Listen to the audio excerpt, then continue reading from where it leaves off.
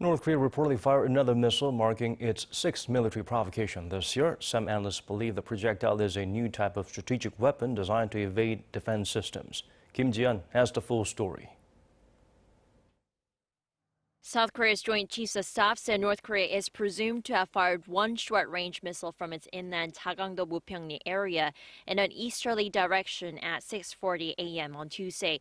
This area is where the North test-fired intercontinental ballistic missiles in 2017.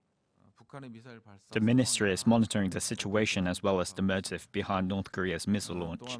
The launch is regrettable since it was carried out during times when security stability on the Korean Peninsula is critical. Sources have raised the possibility the recent launch could be part of initial tests of the North's hypersonic missiles. More specifically, the hypersonic glide vehicle, or HGV, in which the flight vehicle of the missile's warhead separates at maximum altitude and heads downward in a glide maneuver. It's highly unlikely the recent launch is the North's modified version of the Iskander-class ballistic missiles, since there was one missile launched and not two.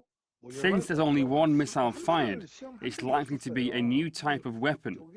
It's presumed to be the initial test phase of the HGV, since North Korea had mentioned its development during the ruling Workers' Party Congress in January, and since Tuesday's missile has the characteristics of both ballistic and cruise missiles.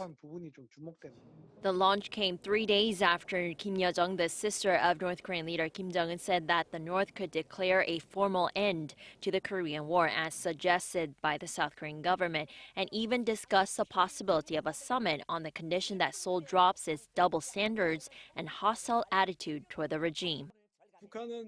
The North is dangling the option of declaring an end to the Korean War, as Seoul suggested. The first test is to see if the South Korean government refrains from criticizing the North Korean missile test. There are going to be second, third, and fourth tests waiting, which are going to be much more difficult for South Korea to pull through.